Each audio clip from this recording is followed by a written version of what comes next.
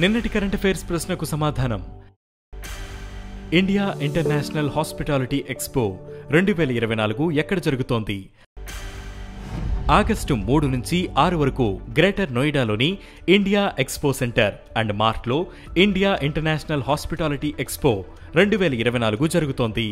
1000 కంటే ఎక్కువ ఎగ్జిబిటర్లు, 20,000 కంటే ఎక్కువ మంది B2B కొనుగోలుదారులు ఈ ఎక్స్పోలో పాల్గొంటున్నారు. ఇక మొదటిది 14వ Bharat Vietnam Defence Policy Dialogue న్యూఢిల్లీలో జరిగింది. న్యూఢిల్లీలో జరిగిన 14వ Bharat Vietnam Defence Policy Dialogue ద్వైపాక్షిక రక్షణ సహకారాన్ని బలోపేతం చేయడంపై దృష్టి సారించింది. సైబర్ సెక్యూరిటీ, మిలిటరీ మెడిసిన్ వంటి కొత్త సహకార రంగాలకు సంబంధించిన లెటర్ ఆఫ్ ఇంటెంట్ పై ఇరు దేశాలు సంతకం చేశాయి. ఈ కార్యక్రమానికి డిఫెన్స్ సెక్రటరీ గిరిధర్ అరమనే, వియత్నాం జాతీయ రక్షణ డిప్యూటీ మంత్రి సీనియర్ లెఫ్టినెంట్ జనరల్ హోంగ్ జాన్ చెన్ సహాధ్యక్షత వహించారు.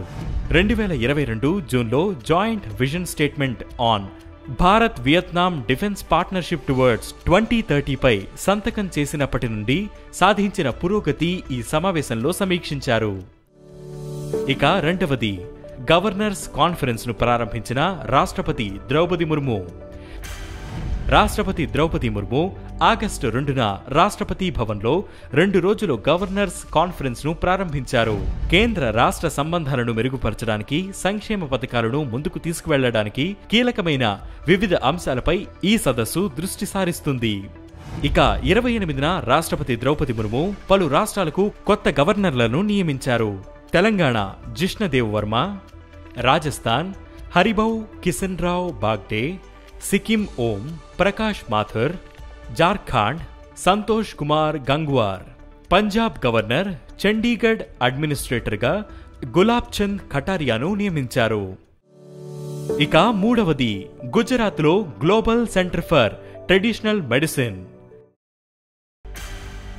గుజరాత్లోని జామ్నగర్లో Global Centre for Traditional Medicine ఏర్పాటు కోసం ప్రపంచ ఆరోగ్య సంస్థ భారత ప్రభుత్వానికి $85 మిలియన్ విరాళంగా ఇచ్చేందుకు అంగీకరించింది.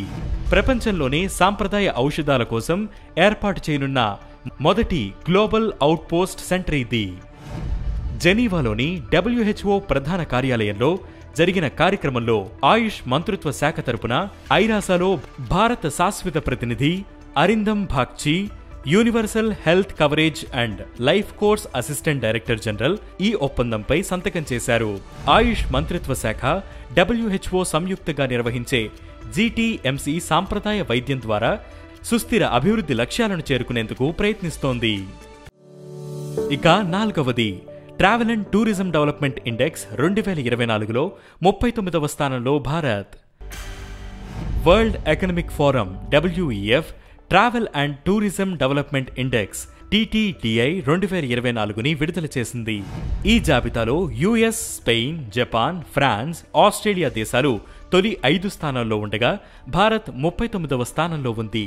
2021 నాటి జాబితాలో భారతదేశం 54వ స్థానంలో ఉంది.